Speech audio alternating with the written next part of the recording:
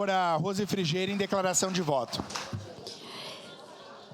Bom, eu acho que várias coisas foram colocadas. Em primeiro lugar, eu também fiz um pedido de informação sobre as escolas de educação infantil e eu sempre acho que nós temos que trazer aqui para esse plenário, quando chega para nós, o retorno, porque foi esse plenário que aprova e que aprovou, e também, vereadora Daiane, mais quase 1.500 páginas, porque eu também sou teimosa, viu?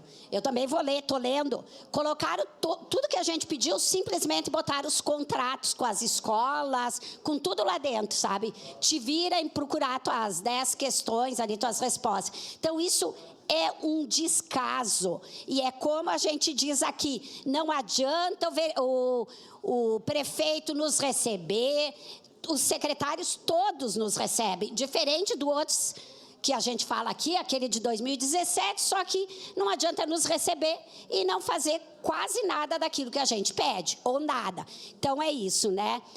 Não está tudo bem. A gente está com vários problemas, tá? Não só aqui na saúde. Isso é outra coisa. Os adjuntos, em que pese que a bancada do PT e outras bancadas aqui votaram contra a nomeação desses 18 adjuntos, porque o objetivo não era melhorar o serviço público, mas acomodar todos os partidos que tinham que estar lá no governo.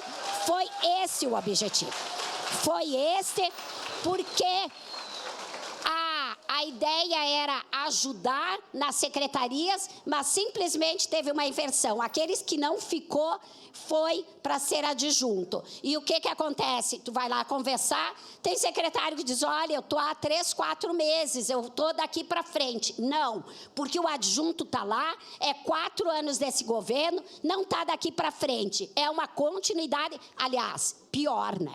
Pior, porque eu achei que não ia ser pior. Achei que com o susto da última eleição ia dar uma melhorada. Mas, pelo jeito, a coisa não despiora nunca. Então, é importante, nós votaremos a favor por óbvio. Obrigado, vereadora Rose Frigerio. Em declaração de voto.